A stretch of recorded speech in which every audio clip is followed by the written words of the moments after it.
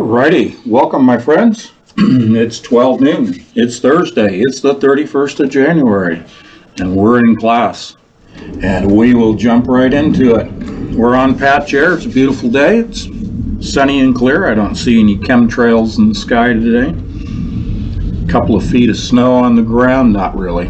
Got about 4 inches of snow, 5 inches of snow out there in the woods alongside the house here in New Hampshire.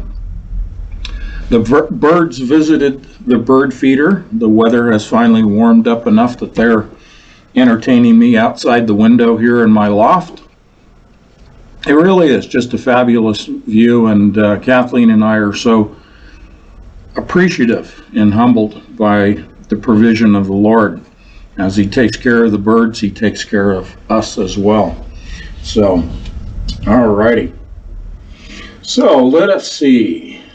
Oh, good. Doug's here as well. That's great. So hopefully the buffering shouldn't be a big issue. I have the latency, as it's called, on the live stream software that I'm using. I have the latency turned down to normal instead of ultra high. So that should help us a little bit on the graphics being of a better resolution, I would hope. So let me know in the chat room if we have any technical issues, you guys. You're always right on top of things. MJ in the chat room a few moments ago brought up hexadecimal. That's the base 16 system, common to most forms of computer software programming. It's a little beyond the basics of what we're covering today, but we will touch on it. So MJ, be my teaching assistant of the day and remind me. I'm going to make a note here at the top of my notes that as we move through, especially when we get to bits and bytes and all of those good things, we'll touch on hexadecimal.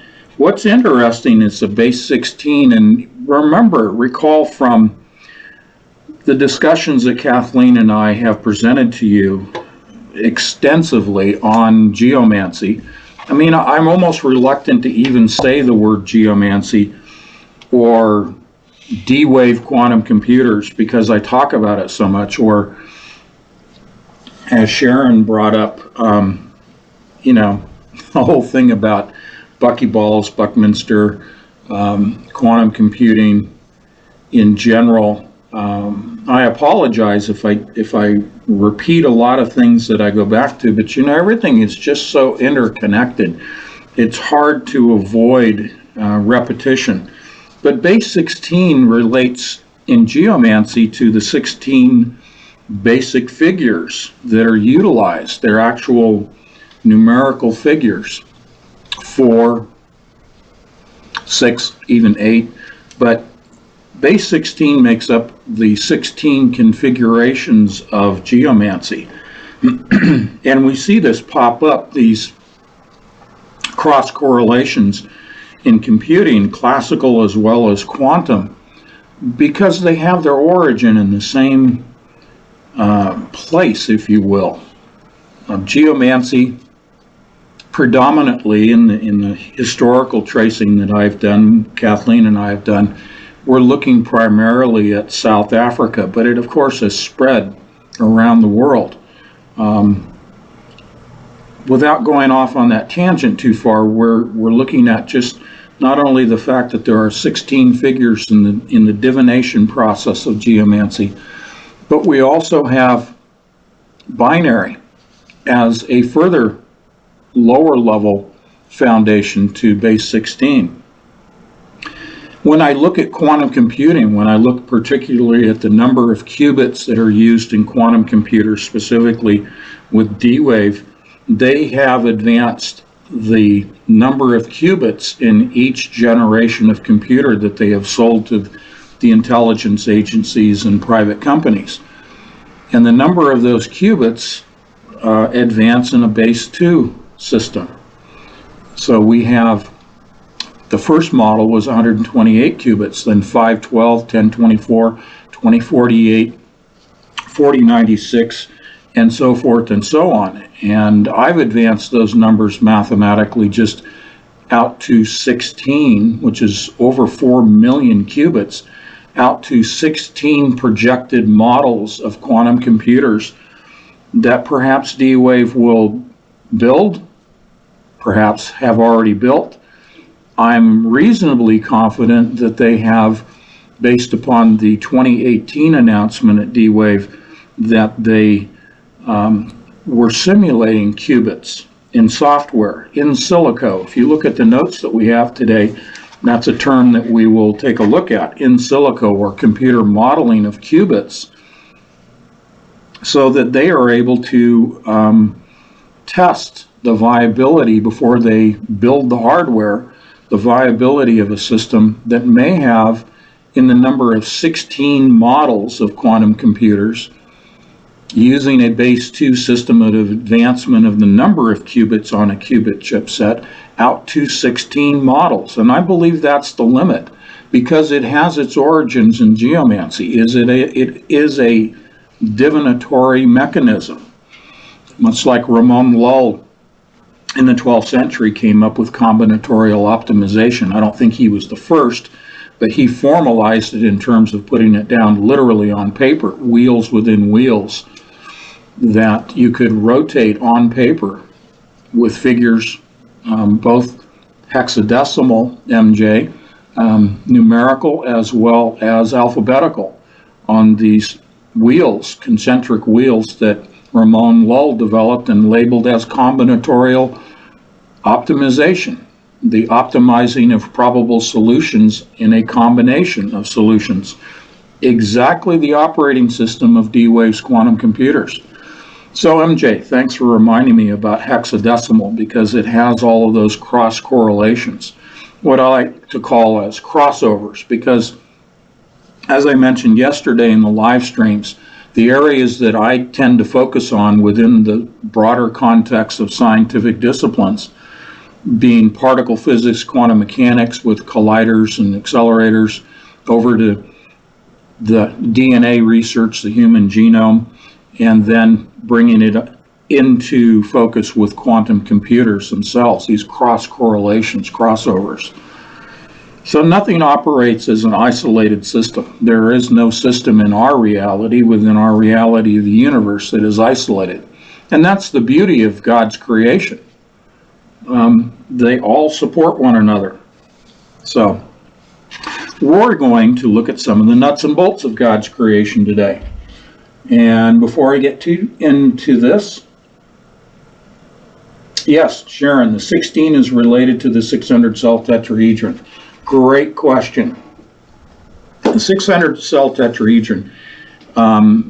Again, let me acknowledge that you mentioned in the chat room the article that I posted a couple of days ago to the patrons. And let me see if I have that article. Thought I had it pulled up here. Must be on the laptop. Give me just a moment. Yep, it's in the laptop. Okay, this was an article in technology.org. It's a reprint of a publication that took place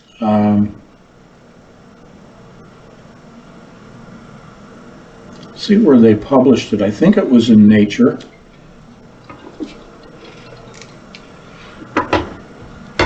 But certainly it is a peer-reviewed paper. Yeah, it was Science Magazine. It was published in. Let me take the quote here right from the middle of this. This has to do with C60 carbon buckyballs, which are, they look like soccer balls, Buckminster fullerenes. Talked about this, again, something I've repeatedly brought up. But in my second novel, I've applied Buckminster fullerenes and buckyballs to what I consider my model of the universe, which is a 600 cell tetrahedron. It's a icosahedron, which is 120, doubled over into a dodecahedron, which is 600 cells of individual tetrahedrons. And I've applied that to the physical construct of two quantum computers in my novel, 2048 Diamonds in the Rough. 2048 doesn't refer to a calendar date, a year. It refers to the number of qubits in a quantum computer, as I just mentioned, borrowed from D-Waves, 2048, the base 2 progression of qubits.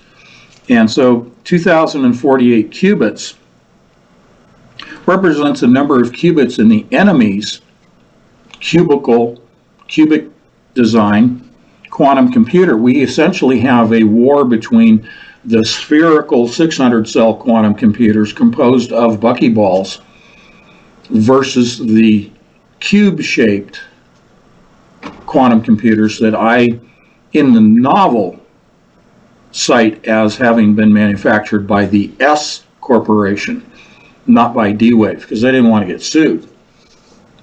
But if you look in the world of quantum physics, you notice that there are two waves. One is a D wave and one is an S wave. So I took the partner of those two in the novel, and the two are literally at war with one another. So I have two of those 600 cells. One is a 6-foot diameter, and that is housed in a submarine that is sentient. His name is Steve, after Steve Irwin, because it is shaped as a manta ray, the submarine, including the tail with the barb on the end, which pierced the heart of Steve Irwin. And so I dedicated, I acknowledged, I liked what he did for kids with the presentation of animals. And so it was really a tragedy for myself and my daughters when Steve Irwin was tragically killed by the barb of a manta ray. And that's why I've took that and extrapolated and included it into my novel. But on board is a 6-foot diameter, 600-cell tetrahedron, while back in a missile silo in Oklahoma, there is a 60-foot diameter quantum computer.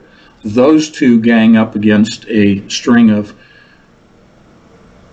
S Corporation cube computers, 6 of which are the 1024 model, which is now old news in the world of what have been sold by D-Wave, and then the 2048, which functioned as the leader of the group.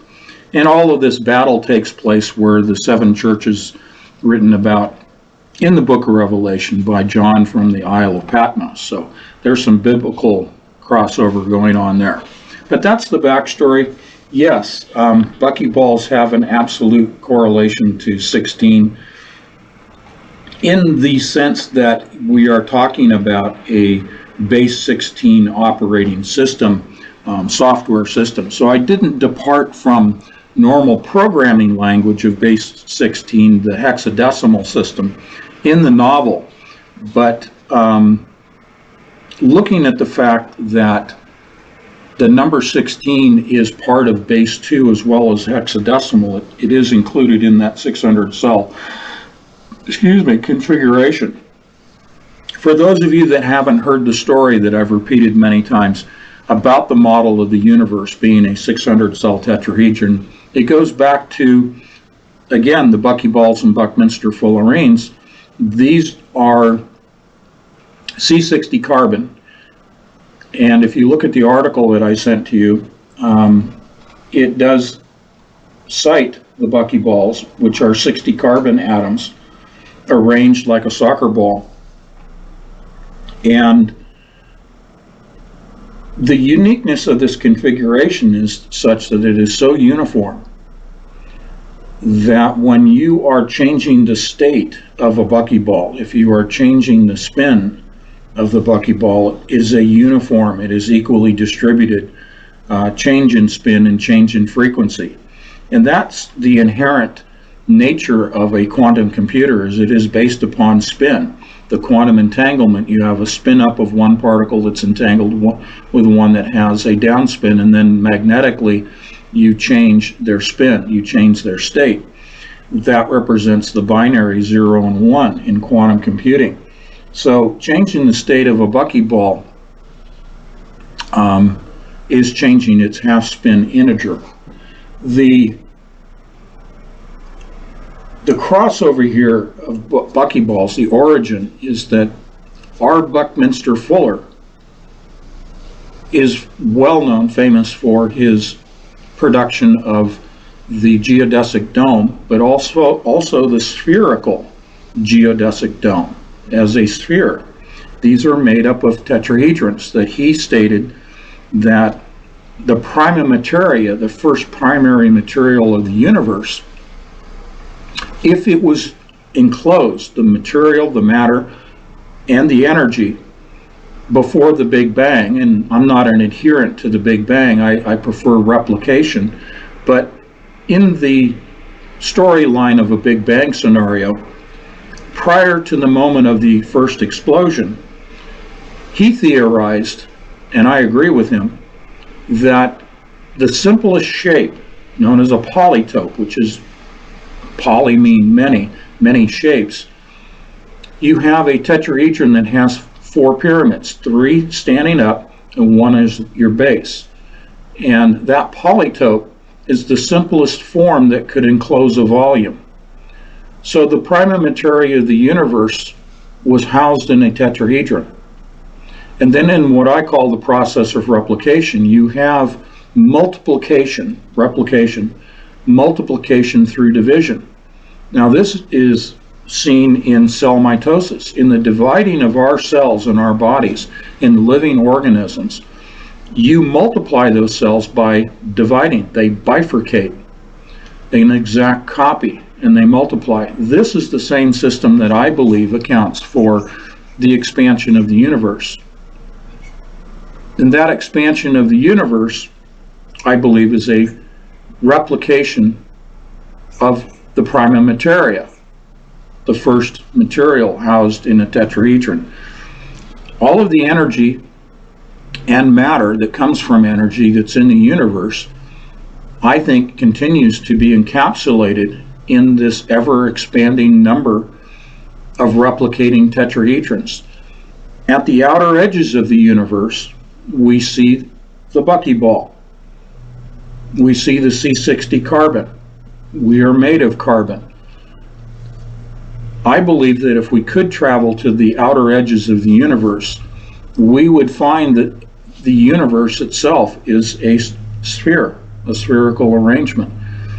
Because the geometry is so elegant, it is so simple. And when we look at the mathematics that we utilize, which we're going to cover just a little bit today, some of the definitions, the elegance and the simplicity of math as it relates to geometry, and therefore from geometry, the actual machinery of the universe, the mechanism of the universe, how it interoperates between its subsystems, is so elegant and so evident of God's creation, the intelligent design,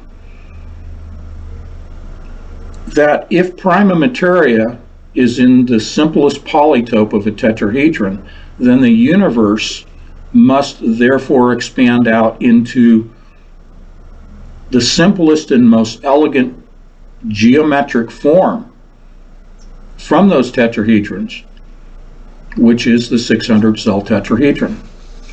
When we look at the table of elements, when we look at the elements that are naturally occurring, and even to a certain extent isotopes, but those tend to be a more complex geometry, but the basic elements in the periodic table, when you look at their starting points, their origin, as they begin to form into more complex elements, they start out as a tetrahedron.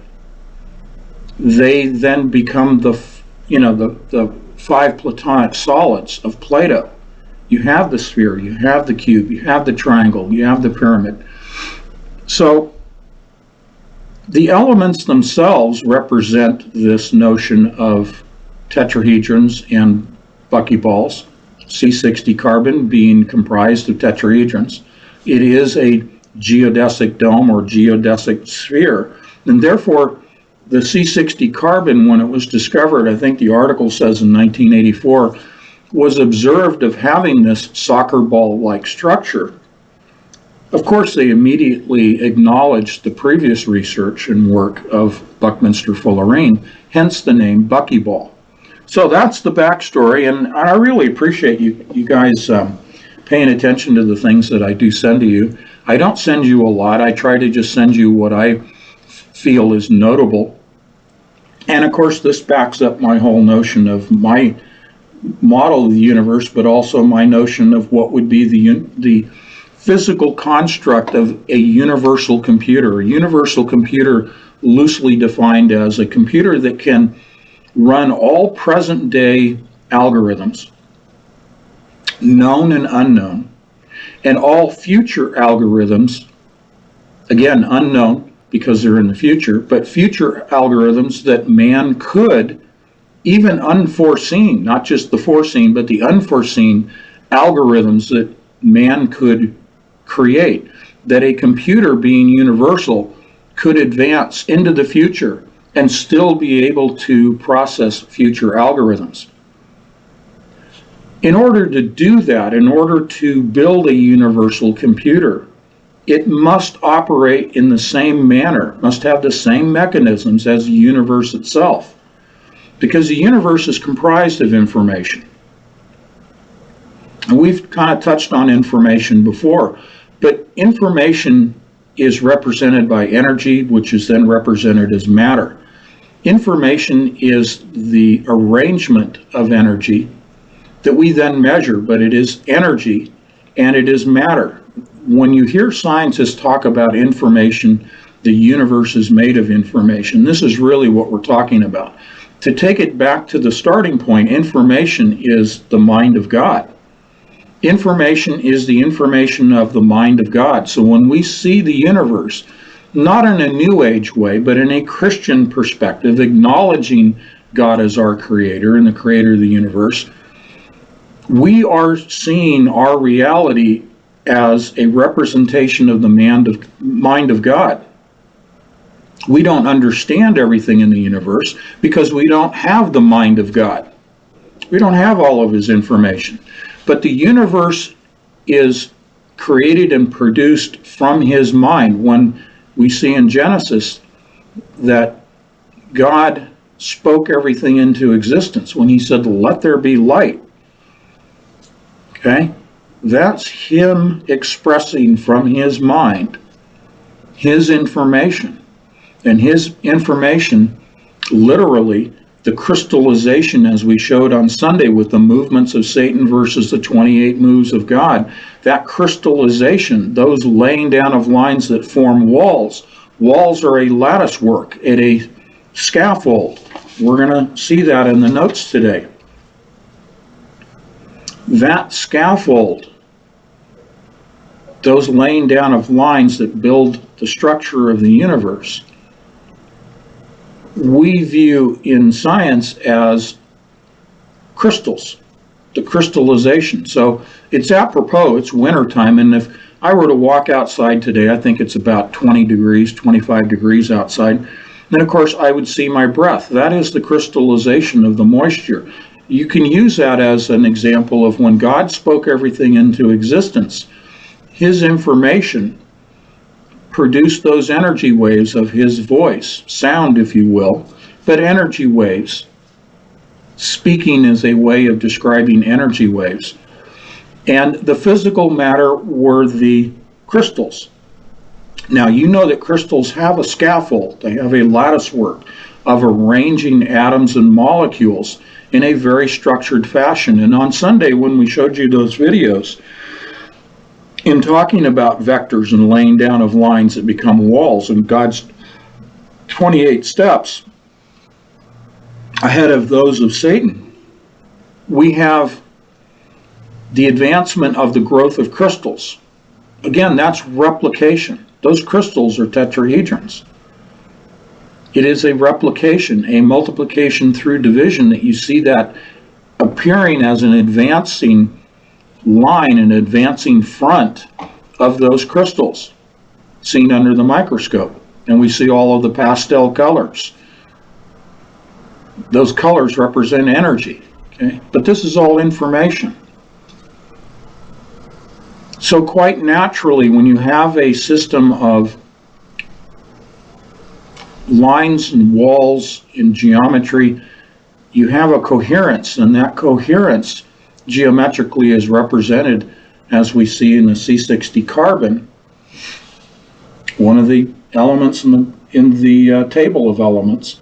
And here the quote, it says here from Dr. Jun Yi, if we had a buckyball made of pure isotopic carbon-13, which is an isotope, okay, each atom would have a nuclear spin of 1/2, and each buckyball could serve as a 60-qubit quantum computer. Of course, we don't have such capabilities yet. We would need to first capture these buckyballs in traps. So you can see why I got pretty excited about this article, because it acknowledges the things that I just laid out for you. And I do believe that the universal computer would need to follow this geometry of C60 carbon, would need to be built out into the structure of the universe. If it is a universal computer, it must operate in the same manner as the universe itself. The universe itself is comprised, built from the mind of God, from the information of God, and therefore anything operating in that system has to have the same geometry. That's the origin of my version of not only the universe, but also the universal computer. So I hope you find that interesting. All right. It's always great. You guys bring things up, and it really is on point. I appreciate that in our chat room, what we call, I call our safe environment. It's kind of like on the university campuses, they have set up these safe spaces for the snowflakes. Well, you guys are not snowflakes. There are snowflakes outside my window. But it is a safe place. And I think for the most part, we've been blessed with the absence of trolls, which leads to our ability to have these conversations and not be interrupted, not be distracted, and we stay on point, and we all hopefully learn and walk away with some useful and relevant information. So what I've presented to you today in the notes called Location and Scale, I will try to make as relevant to our everyday life as I possibly can, because that really is the point of these classes, all of these live streams, is to provide things that you can use in your everyday life that have an impact on that. Okay? Alrighty, so here we go. Alrighty. Okay, excellent. Well, I'm glad you like that, Sharon. I appreciate you bringing it up, because it really does fit into what we're talking about today. Oh, today I'm not drinking anything nasty. I took quite a bit of heat in the last live stream where I was drinking that blue, energy drink. So Ocean Spray and its diet sparkling cranberry, which brings me to kind of a fun announcement. If you haven't noticed already, and I should have brought this up yesterday, I get so focused on what it is that I'm trying to present in a succinct manner to you, I forgot to announce. And if you go to my website, if you go to the home page, you will see that I now have coffee to offer. No, I'm not trying to merchandise. I just thought it would be fun. A long time ago, I did private labeling of wholesale coffee. I had a business partner, his name was Michael. He and I started a wholesale coffee business for the purpose of fundraising for churches and nonprofit organizations. And we were placing on the bags of coffee the logo and theme, if you will, of each of these organizations. And it was a fundraising vehicle, and we did very well with it. And I thought I would bring that back just for fun. So what you will find there on my homepage is my brand of coffee, my private label. Of course, keeping with the name of the magazine, the coffee is called Entangled Coffee with the 600 cell tetrahedron as the trademark for this coffee. It is gourmet coffee. It is micro roasted. It is, of course, small batch roasted coffee. Kathleen and I did some taste testing, and we came up with our favorite three, and that's what is initially being offered. But we will expand it out to the other blends. These are not just individual beans, but these are blends of beans that are micro roasted. And we really were just incredibly impressed with these. How this really was inspired, let me go to my homepage. I'm not trying to make an infomercial out of this. It's kind of fun. The name of the company is Great Escape Coffee Company. Yeah, here's my homepage. If you look at the very bottom of the picture, it says by Great Escape Coffee in Spring Hill. Yeah, Spring Hill, Tennessee. Now, this isn't far from our good friend Doug Diamond, who is in Tennessee. And Doug knows of the location, and I think he had heard of these folks at Great Escape Coffee. A good group of, it's family owned, good group of people that are Christian believers, hence the name Great Escape. The Rapture, okay? And Dutch Sense. You all may know of Dutch Sense's work on earthquakes. Well, I noticed a couple of months ago that, this was back in November, that he was offering gourmet coffee with his label on it. And that's where I thought, wow, I've done this before. I'd like to do the same thing. Well, with the Christmas rush and the pressing, of developing, producing all the coffee and fulfilling the orders for existing customers, we kind of let this sit for a little while. And quite honestly, I was a little bit concerned about even doing anything along the lines of merchandising. But I couldn't resist this. And so Ben, who's the dad, he's the owner of Great Escape Coffee, we finally put this together. And it's a paper bag, it's craft paper bag, and it has the logo on there. And if you click on that and go there, you'll see the various types of coffee that are available. But if you're into coffee, this is the best coffee. It's better than what I was producing many years ago in my wholesale business. I know coffee fairly well. I certainly know what I like and don't like. And so if that's an endorsement, if you like coffee, alrighty. So dark roast, yeah, darker the better. I absolutely love dark coffee. Black.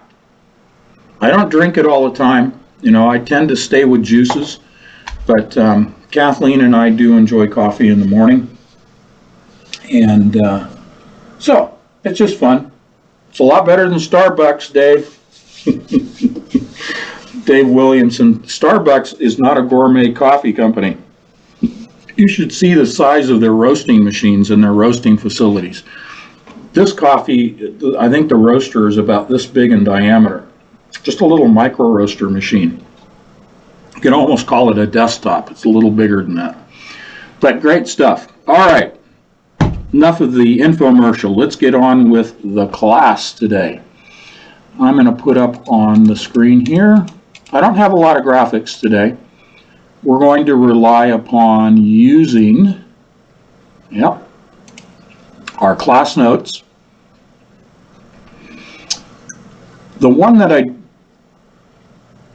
don't think, I didn't put it on here, is it's not in the class notes. The top one at the top is in situ. In situ, in silico, in vitro, in vivo.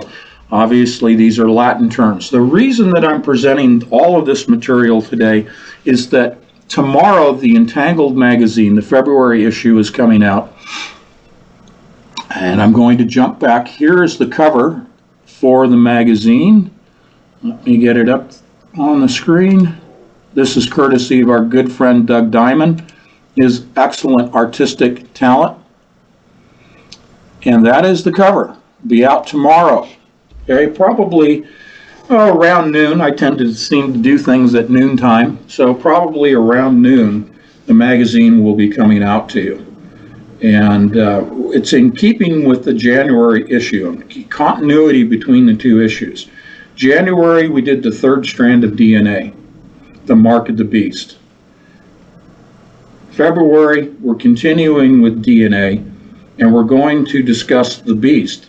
This magazine leads off with the whole discussion of mapping the human genome, and then it moves into holograms, describing and explaining holograms that I talked about yesterday in the live stream, but in more detail. Then I go into an exhaustive explanation of the many types of bioprinting, okay? There are not just the inkjet 3D bioprinting systems out there, are many others. So I go down through a list of the different ways that synthetic DNA can be produced. Synthetic tissues can be produced and grown in the laboratory.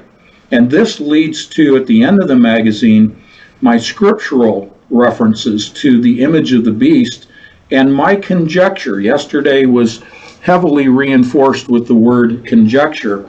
And at the end of this factual presentation of science and technology, I bring in the scriptural side of it, the spiritual side, under the heading of conjecture, not conjecture about scripture, but conjecture as to how this image of the first beast, the beast that rises from the sea with 7 heads, 10 horns, and 10 crowns, the image that is produced of the first beast arising out of the sea, how is that image created? So what I'm doing hypothetically in a way of conjecture is to say there may be within the third temple a holographic projection of the image that utilizes the data of DNA, synthetic DNA, producing a physical image that will then be presented as a hologram. I show you how the two are merged, how the two technologies of bioprinting, synthetic tissue, synthetic DNA, how that's merged with holographic technology, the advanced, what I call those solid holograms. I believe that will take place within the confines of the third temple. That's my conjecture. So that's what the February issue is about. So in order to help build upon that issue, I would like to spend a little time today talking about some of the terminology that is used in that issue of the magazine. And that is this list here: in situ, in place, okay, in location, operating where it's founded, where it's created. Close my window here, it's getting a little cold. And then in silico, a term that you've heard me use an awful lot in talking about modeling of DNA, constructing first in the computer, in software, simulating the arrangement of the nucleobases, the nucleotide as a group, the nucleobases, ACT and A, Q, C, and T. So we move to in vitro, something that you've probably heard long before you ever heard in silico. In vitro, a process performed or taking place in a test tube or in a culture dish or elsewhere outside of a living organism. So we hear about in vitro fertilization. Alrighty, and then in vivo is a process performed or taking place in the living organism. So all of these apply to synthetic biology. Let me underscore this and reference again the D-Wave subsidiary, the spin-off company, Sanctuary, where they are building synthetics that they call synths, synthetic life forms that, in their words, will be indistinguishable from humans. What you are about to see as we go down through some of this information, but what you're about to see more particularly in the February issue of Entangled, is the production of a synthetic life form. Again, the image of the beast. But this is the process by which I believe, behind the scenes, behind the images, the pictures posted on Sanctuary's website of nuts and bolts robots, I believe behind the scenes what in fact they're doing is producing synthetic life forms, utilizing the technology of bioengineering, bioprinting, this mimicking biomorphology of the human body.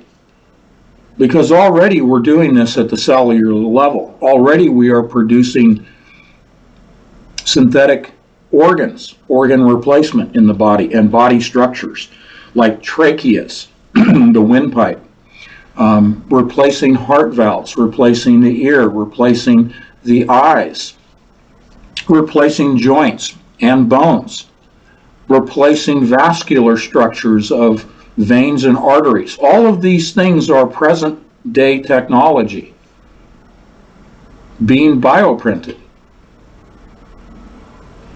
So I believe this indistinguishable from a human synthetic life form that they call synths are all a result of this bioengineering.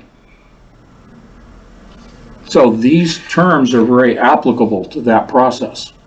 Let's go through this a little bit now in terms of scale. The reason that I'm going through Planck is that this really forms all of those complex equations that you see in science. So if you go to the second page of the notes, you'll see at the bottom of the page I have just two samples of what we're talking about as far as equations. This is the shorthand of science, the Planck length and the Planck area, just as an example. When you see them writing these equations on the blackboard, in the computer, whatever, what you're seeing are the representations of the 5 universal constants of Planck units, okay? And that's the speed of light, gravitational constant, the reduced Planck constant, the Coulomb constant, and the Boltzmann constant. You see the Boltzmann in quantum computing all the time.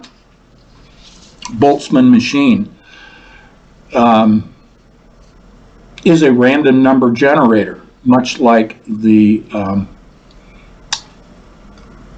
well, when you're talking about the analysis of the luminosity resulting from the collision of accelerated particles at places like CERN, the Boltzmann machine of random number generation is a statistical methodology by which you predict the outcome of these collisions, the probabilities of quantum computing.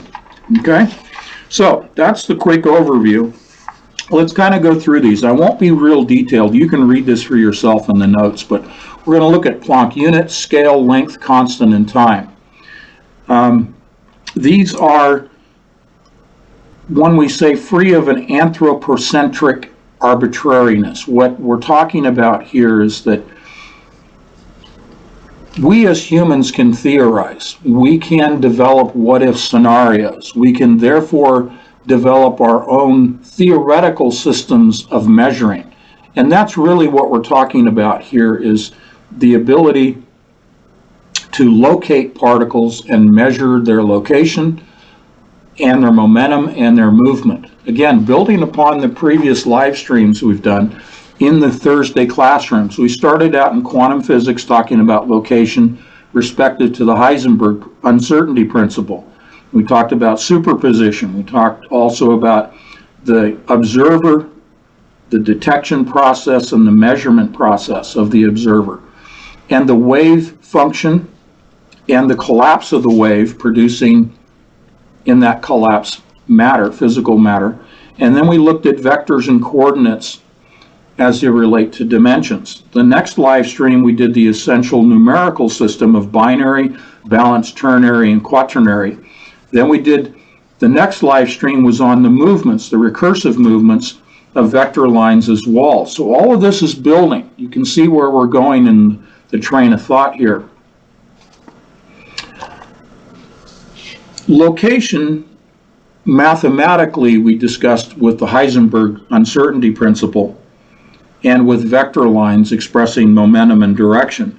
But I also wanted to bring in the biological, which is the in vitro, the in vivo, the in situ, and the in silico. And along with location, you then need to be able to measure. And that's really what all these Planck units that are specific to nature, these are units that naturally occurred. Therefore, they're not anthropocentric. They're not theoretical. They're not made up from the perspective of the human mind. They are actually found and observable and detectable and measurable in the natural universe. Okay? So these form the foundation. Because these live streams are foundational work focused upon quantum mechanics, because quantum mechanics is the point of origin for all other radiating out subdivisions of the scientific disciplines. Everything in science today has its point of origin in quantum mechanics, which relates to particle physics. Therefore, we have to start at that point in these live streams of building a foundation, starting with what we did with the very first one, and that's the basics of quantum physics, the basics of quantum mechanics. Now, the basics of expressing quantum mechanics, of the movement and nature of particles in the discussion of particle physics at the quantum scale, you have to have a system by which you can measure, and that's what all of this Planck unit discussion is about. And this comes originally proposed in 1899 by German physicist Max Planck. These units are also known as natural units because the origin of their definition comes only from properties of nature and not from any human construct. So just reading it formally for you. Now you can scan down through these. We're not going to read all of these. I'm going to pick out some of the highlights here. Most Planck units are many orders of magnitude too large or too small. Again, in New Age, they like to talk about as above and so below. Okay, these are just macro and micro scale. That's all that this refers to. The New Age guys want to make it sound very esoteric. It's very simple. We're talking scale. We're talking location and scale. But orders of magnitude too large or too small to be of practical use. So that Planck units as a system are really only relevant to theoretical physics. In fact, one Planck unit is often the largest or smallest value of a physical quantity that makes sense according to our current understanding. Now, one of the things that I've cited many times and I want to bring up again now is the Planck length. That is the smallest, and I'm paraphrasing, but that length is the smallest length that man has been able to observe in the natural environment. It is used in the theories of science because you cannot actually physically in the natural environment measure it. So it is in the natural, but it is in the unobservable because it is so small. In other words, it's the smallest division of matter, the smallest division of something that you could assign or ascribe a length to. Now, there are certainly energy wavelengths. You can measure the wavelength of energy. You can also measure the diameter, the circumference, or the length of a particle or something that has mass. The smallest division, picture a ruler, okay? And you see all of those marks on a ruler that continue to get smaller. If you have a ruler that goes all the way down to a 32nd or down to a 64th, if you continue in a Cantor set, okay?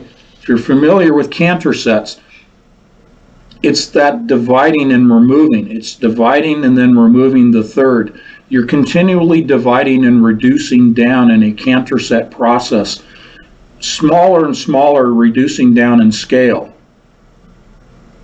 And the smallest unit of that is the Planck length. Okay? And that is a foundation of measurement in quantum mechanics. Alrighty. You can also do that moving out to the macro scale on the universal. Let me underscore this. We are focusing in, and to make this relevant, we are focusing in our everyday life on measurement, certainly, but we are seeing things on a smaller scale. We tend not to function on a daily basis on the macro scale. Let's talk about on the scale of the Earth or on the scale of the universe. Unless you're an astronomer or a cosmologist or an astrophysicist, they operate on the macro scale. We tend not to. We tend to be very inwardly focused. We're focused on our, sphere of influence, our friends, our work associates, our friends here in the chat room. We tend to focus inwardly. And so when we interact with our computers, as we'll see when we start defining some of our computer terminology today, as it relates to scale, as it relates to quantities, we focus on the smaller. We focus on the processing speed of our computers, the amount of data storage in our computers. We focus on those smaller units when we start talking about nanoparticles, as I've talked about extensively, dormant nanoparticles in our bodies that result in the third strand of DNA, for example. When we talk about the Internet of Things and the simulated environment of the sentient world simulation, when we talk about nanoparticles that make up that computer environment, when we get into talking about biology and nanoparticles, we're talking about very small scale items. So the relevancy here today in our discussion of location and scale is focused down at the lower end of the scale, because this is where quantum mechanics operates and therefore radiates out into the other scientific disciplines, one of which, of course, is biology, subdivision, which is medicine. But biology is moving out into biomanufacturing, manufacturing at the nanoscale. Now, nano is larger than Planck. So let's go to the definition of nano. Let me see. I gave you a lot of information here today related to Planck. These charts and the breakdowns. Go almost to the end. Let's see. The second to the last page in your notes. At the top of the page it says pico, and below that is nano. We'll come back to pico. Nano, meaning 1/billionth. Okay, that's 1/billionth of a meter. So used primarily in the metric system, this prefix denotes a factor of 10 to the minus 9. Minus 9 means there are 9 zeros. So you have 0 point, and then you have 9 zeros, and then 1 at the end, moving to the right. So these are nano, as you see here, related in science to electronics, units of time, and length. So in biology, to make this relevant, what we are seeing in the biological world that relates directly to our biological bodies and relates to the environment itself are nanoscale sensors in the environment, in that Internet of Things, in that sentient world simulation. We are seeing smart dust. Smart dust is actually at the molecular level, but it is also in their finer iterations, their smaller iterations. The smart dust is down at the nanoscale. So these are typically 10 nanometers, 12 nanometers, 20 nanometers. Again, a nanometer is 1/billionth of a meter in diameter. When we talk about things like the Morgellons disease and these fibers, these are larger. These are molecular fibers, but they are comprised of nanomaterials, typically C60 carbon. Okay, see how it all connects? We're talking about C60 carbon at the nanoscale. Typically in Morgellons, they're starting about 10 or 12 nanometers in size.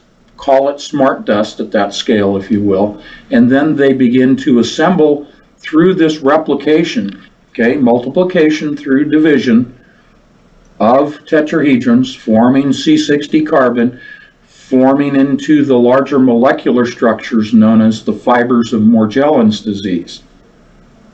So we have a direct relevant application of these small scale units.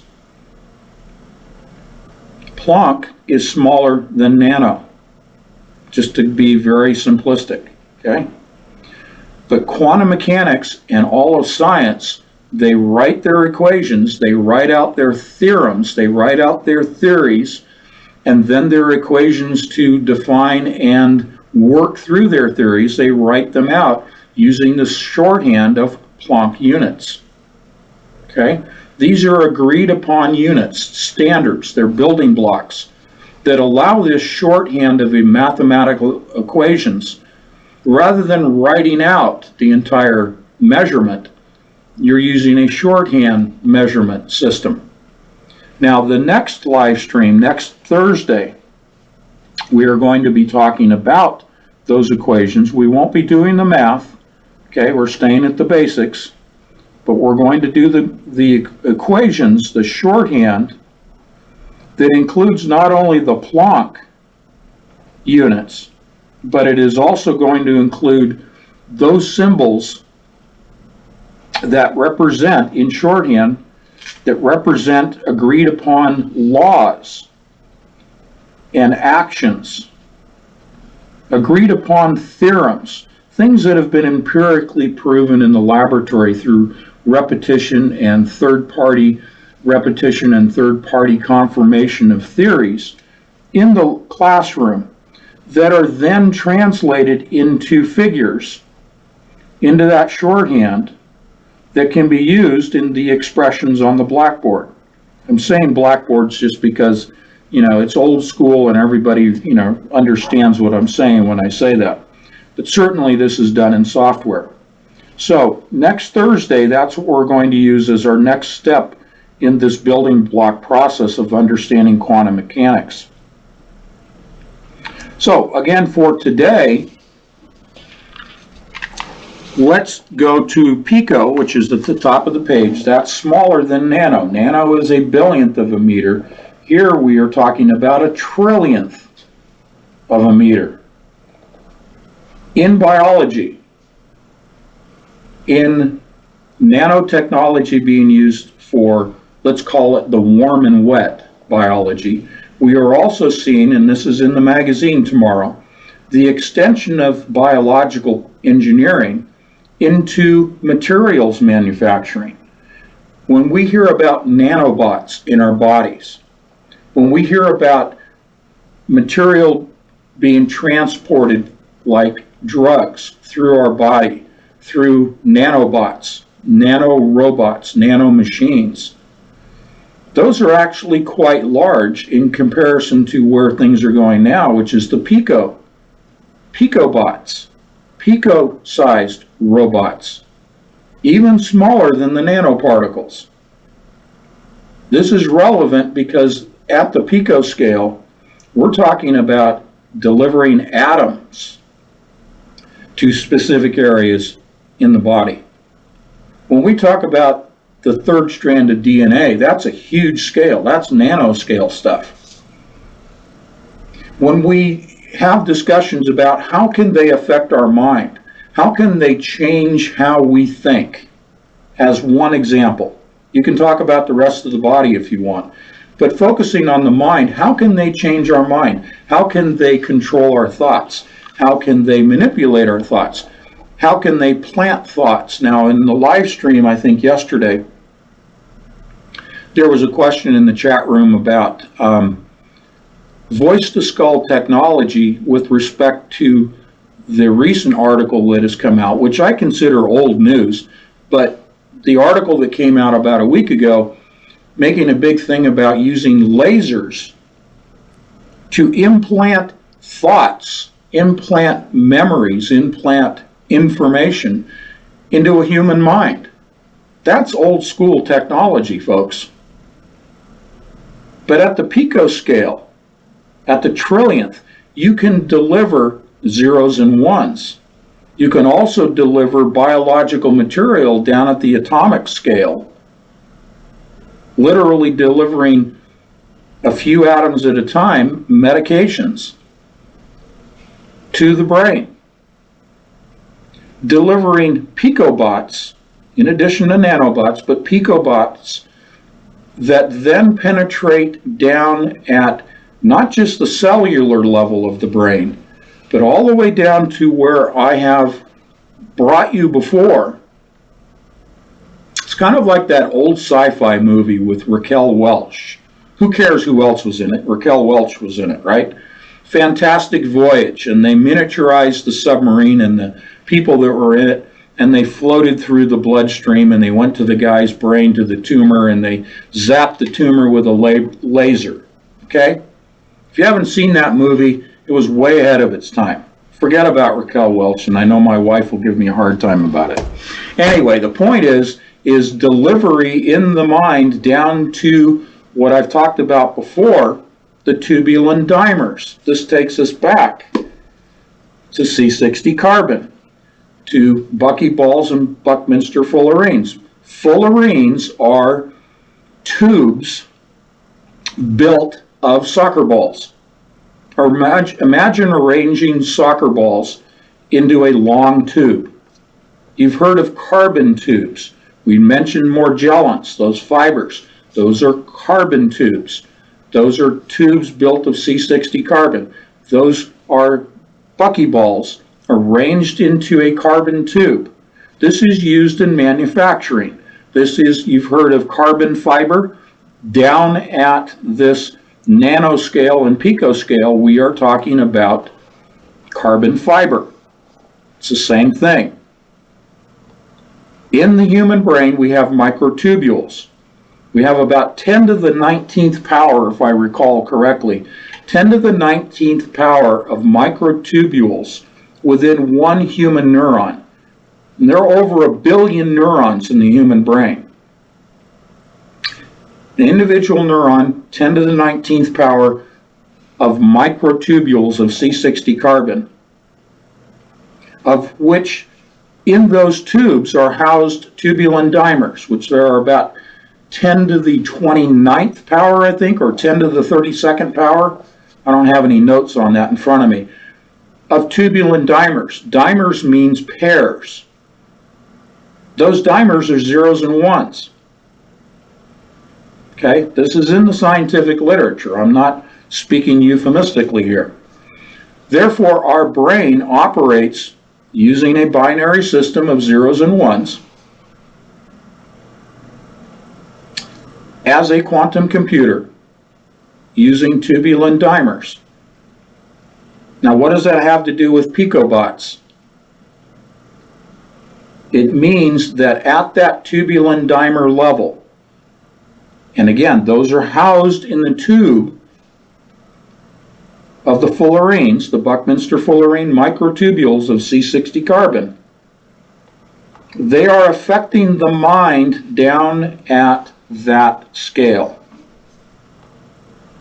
So it isn't just electromagnetism, energy waves like 5G transmitted signals that we've talked about.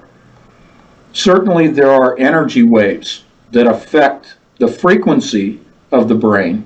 Somebody asked, was it today or yesterday, in the chat room about alpha waves, beta waves. I think it was today, wasn't it? MJ, I think you mentioned this. Yeah. And I was kidding around saying, you know, was this the sorority or the fraternity? You know, the Greek alphabet, the fraternities on campus. Yes, they are transmitting and affecting on the wavelength and frequency of how the mind operates through 5G on the alpha, beta, and theta wavelengths. They're altering those wavelengths, but also physically through the use of picobots, biologically delivering chemicals that alter the electrical pathways of the brain. You see, when we get down into talking about C60 carbon, we're talking about the conduction of electrons through the brain. This is the movement of electrons. We're down at the quantum scale. This is a fundamental particle of an atom, is an electron. That's why we started at the very beginning of these live streams talking about the components of an atom: the electron, the proton, the neutron, the nucleus, the quarks, the quark gluons, all of that stuff that we've discussed. They are, and this is why it's relevant to us, they are affecting us biologically at the quantum scale. When we talk about synthetics and bioprinting, we are talking about nanotechnology and picotechnology. Therefore, these scales that I'm defining for you, so that these terms aren't just sort of in a nebulous way, like the word quantum being bandied about, and people don't really have a touch point of relevancy of where are we? Where are we in terms of location and scale within my human body? So I hope that makes sense. All right. Just checking the chat room here. Take a little break here. Just want to see what you guys are chatting about. Uh-oh, I see the flat earth topic popped into the chat room. And that's okay. You know what? Maybe we'll talk about that on another day. I don't want to take the time today to talk about flat earth, but let me just very succinctly give you a couple of directions to go in your research of flat earth and spherical earth. You've already heard me talk about my model of the universe. So geometrically, macro and micro scale, even down to the picoscale, we're talking about spherical arrangement of matter, okay, and the interaction of energy waves within that geometry. If you can, again, if you go to the elements, you will see that the elements are arranged spherically. If you look at the work of Buckminster Fuller, he absolutely confirms the spherical. If you look at the philosophical work of Plato and Aristotle, both of them, long before Copernicus, long before Newton, Aristotle and Plato, if you look into their descriptions of the heavens, the movement of the planets, the observation, even with the naked eye, the observation of the movement of the heavens, including the stars, because they were tracking the constellations. These early astronomers understood, even if they were looking at things from a heliocentric versus the anthropomorphic Earth-centric viewpoint, either way, they still were demonstrating the spherical shape of planet Earth. And not just because the planets themselves being observed with the naked eye and then later with the telescope, Galileo, etc., but even the ancients. I'm kind of going off track here, but if you look at the ancient representations on cave walls, carved in stone, on animal skins, and even into some of the early parchments and some of the cuneiform writings in tablets of clay, even the hieroglyphics of Egypt, if you look at the ancient records and even the verbal descriptions, not just graphic, and if you look into, again, South Africa and China, if you look into their early writings, in their description of the movement of the planets, the movement of the heavens, even they acknowledged that the earth was round, even before the math was done. So that's a sidebar, that's a tangent, but I'm giving you that so you can go and look these things up for yourself and be a good critical thinker and examine these pieces of evidence. But the definitive for me is Buckminster Fuller. Just absolutely incredible. He was a polytheorist. He was a thinker in many areas. Truly what you would, in the old days, we would call a Renaissance man. Multidisciplinary, looking at really all of the major scientific disciplines at the same time and seeing those crossovers, that interconnectedness. This is why, again, I come back to saying quantum mechanics really is the center point of the hub of the wheel of modern day scientific disciplines. Okay. Let's get on to computing.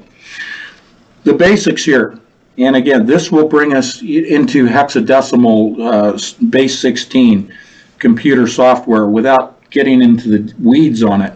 But the basics of it, we're talking about a bit, which is a basic unit of information in computing, and it can be represented as a 0 or a 1, stuff that you guys already know. The bit can be stored by a digital device or other physical system in two possible distinct states. Those states can be altered electrically by altering the voltage, the current. Current is the flow of electrons, okay, like water. And the direction of magnetization or polarization. This is where transistor classical computing operates. But when we get into quantum computing, we're talking about electrons that electromagnetically, their state is being changed. Those bits are being changed. So if a upspin quantum particle, electron or proton, or excuse me, photon, okay? Electron is negatively charged.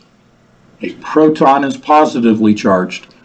If you change their state, change their polarity, change their spin, change any of those states, you change them from, if it's an upspin, we'll call it 1. If it's a downspin, we'll call it 0. It could be either, but let's just make it simple. Upspin is 1, binary, okay? Downspin is 0. If you change an up to a down, it changes from a 1 to a 0. You do that using a magnet. Okay? That's how the bits are manipulated in a computer, even at the quantum scale. Now with photons, they're changing the state of the photon, but they do that through polarization. Okay? Because light is polarized. Let's move on. I'm going to try to be succinct today. I know I've kind of gone off on a couple of tangents here, but the benefit is you have all of these notes in front of you, and you can refer to this at your leisure.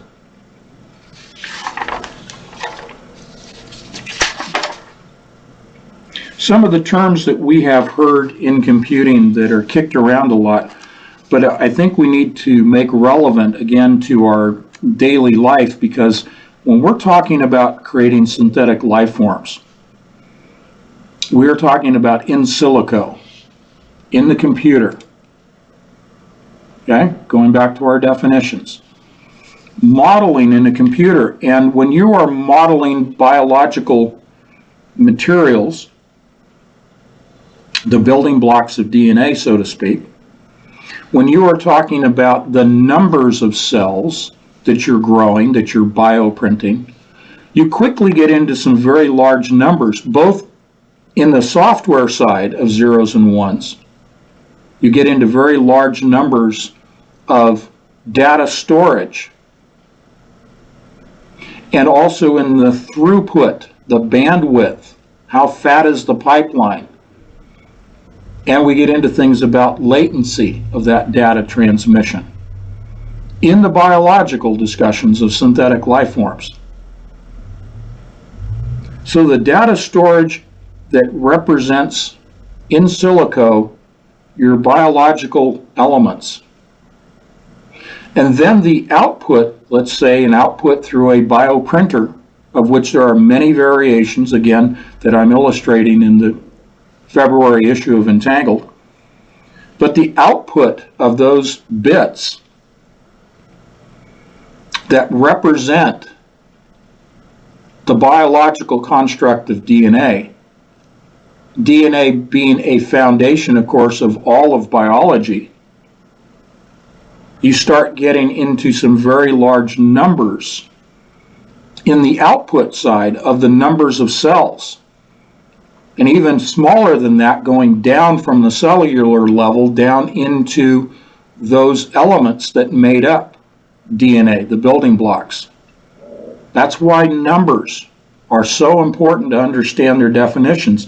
And we're getting all the way down to the bottom here where you see the decimal graph that I've provided to you, starting with kilobits, which is 1,000, going all the way down to 1,000 with an 8 next to it. That's 8 zeros next to the number 1,000, to Yotta-bit, or Yoda-bit if you're a Star Wars person. Okay? Yotta-bit. We now have computers, supercomputers, at the major laboratories like Lawrence Livermore Laboratory, Scandia National Laboratory, Oak Ridge National Laboratory. These guys have the latest supercomputers that are classical computers. Those are transistor-based. They operate in parallel. They are operating at the exabit. Okay, you see exabit in your notes there. That's 1,000 with 6 zeros after it. Most of us, to make it relevant, we operate in the terabit range. We have thumb drives that are terabit capable in their data storage. When we talk about bioprinting in the laboratory or industrial printing of biological engineered materials that bring in the disciplines of traditional industrial engineering and engineering design into the biological world, we see this outgrowth into industrial applications of the engineering contained within biology. We are then moving into the numbers of components in those biological industrial applications, and therefore the numbers of components biologically that first are represented by the number of bits in silico in the model that is then output through a bioprinter and other mechanisms, but we're focusing on bioprinting. We're moving into the petabit and exabit range of numbers that we're dealing with in terms of cells, in terms of nucleobases of DNA, when we talk about numbers of particles in DNA, but also information, the zeros and ones that are stored. Okay? Those nucleobases, okay, the ACGT of DNA is modeled in silico, in vivo, in the organism, modeled. First, artificially, synthetic DNA resides in silico within the computer program. Those building blocks of DNA are digitized. And what do I mean by digitized in this discussion of the density of DNA? The density of DNA means the amount of information in the DNA. Those zeros and ones, meaning information, are representations of those building blocks of DNA. They're converting, and I have graphics for that in the magazine, converting those biological elements of DNA to be represented as zeros and ones in silico. This gives you the ability to design DNA. You're rearranging the building blocks at the quantum scale. Okay? at the nanoscale and at the picoscale. You're rearranging the building blocks of DNA. You're creating your own designer DNA. And the modeling allows you to play out the scenario to see what it will produce. The outcome that when you output through a bioprinter, and I'm using that as an umbrella term for about 8 or 9 different ways of outputting synthetic biology, outputting synthetic DNA. Synthetic because it's designer DNA. Producing a synthetic life form, a synth, indistinguishable from a human, okay? You're outputting through the umbrella term of a bioprinter in bioengineering information on the scale of now in the petabit and exabit range, supercomputer range of the density of data. The density being the numbers of zeros and ones that represented the building block of DNA. The key is how dense, the granularity, the density of the data that you can compress into your process of synthetically designing DNA, and therefore the density of data in the biological, the warm and wet, the biological material that is then produced, that is growing in your petri dish, if you will, in vitro. And I describe in the magazine the use of hydrogel and other foundational materials. I mentioned yesterday E. coli being used as a foundational substrate for where you bring this designer DNA to then lay upon the substrate and begin to grow, to begin to replicate. Okay, in vitro. These things are then allowed to propagate and to grow into larger life forms.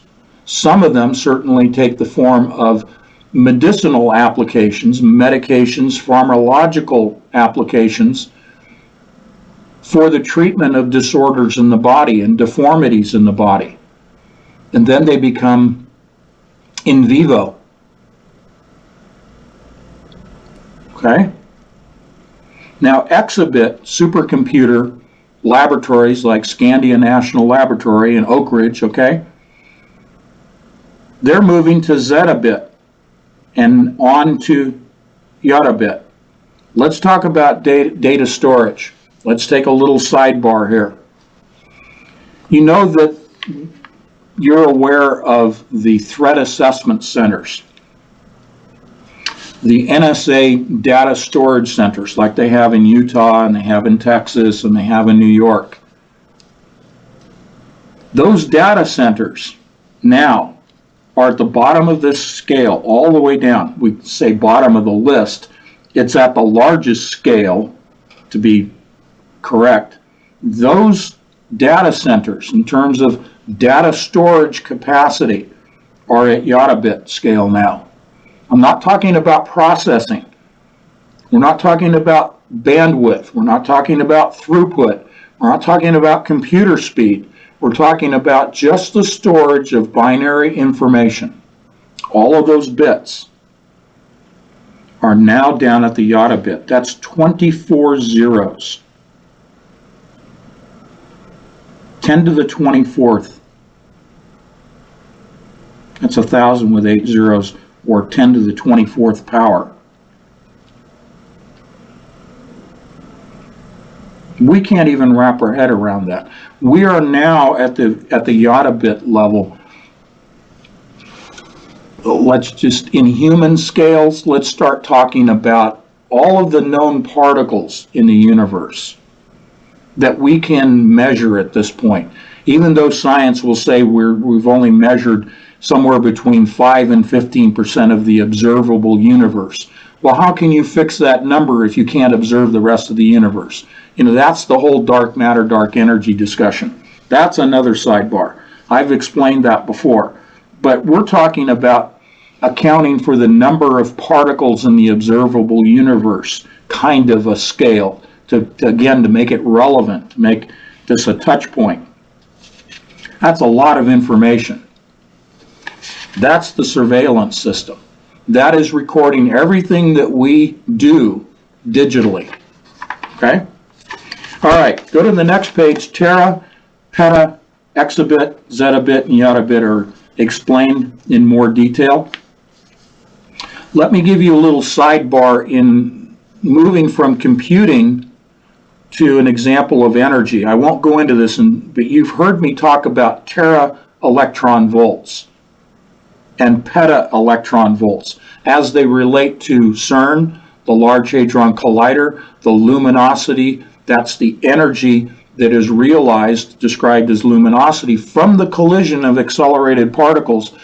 CERN has been operating up until, I think it was the 3rd of October of last year when they shut down the machine.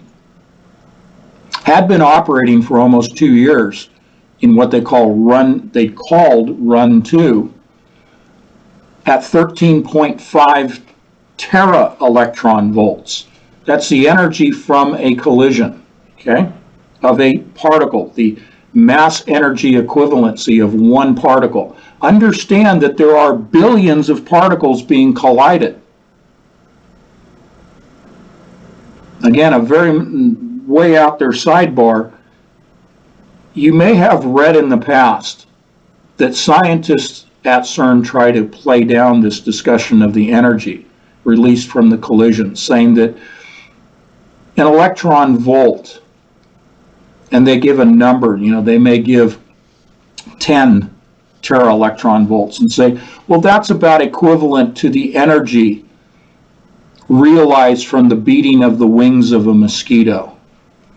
Well, that may be true, but factor that out, since we're looking at big numbers on the page here, factor that out several billion times. We're talking several orders of magnitude in total energy being realized from these collisions. Okay? So, no, it's not the equivalent energy to the beating of the wings of a mosquito. They haven't done the math. You see how they obfuscate things? It's a simple factor of multiplication to show the total amount of energy being released. Now, the energy only exists for a few picoseconds. You've heard me use that before today and in many broadcasts. Picoseconds. We can call them Planck units of time, if you will. They wink out of existence, these particles. The energy release is so brief, its length of duration is on the Planck scale of duration. Okay? So, coming back to tera electron volts and peta electron volts, you can see that at the top of the page, those two units of scale of measurement. All right? Tera electron volts, they have hit 1.14 peta electron volts, as I predicted and announced in September of 2016, and 3 weeks later, CERN came out and admitted that they had hit 1.14. I estimated 1.15. They came out with 1.14 3 weeks later, saying they had hit the peta electron volt level. But the general day-to-day operation was at the tera electron volt level. Alrighty. So, let me try to take this all the way back to where we started, where we talked about the different units. Very small scale. Keep these notes and use these tomorrow when you read the magazine. And it will make that jump off the page at you when I talk about mapping of the human genome. Because here's something that I mentioned yesterday, you may not have heard it.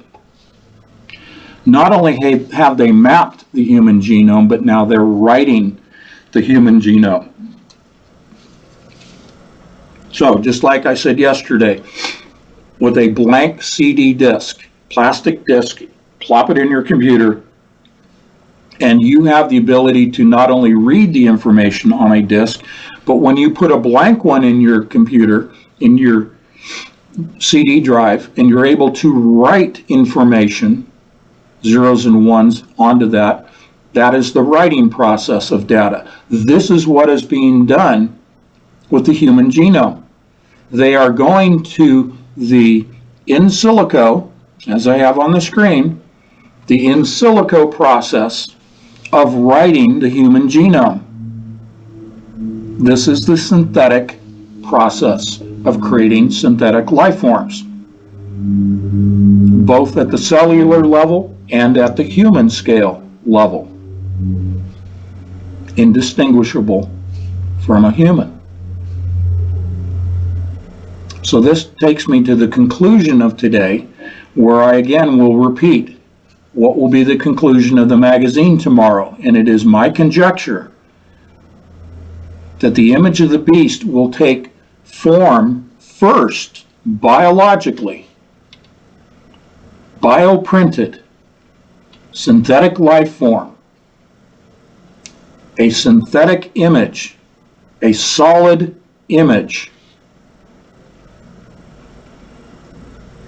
within the third temple. And that solid image will then have a laser, two laser streams, a reference beam and a reflective beam.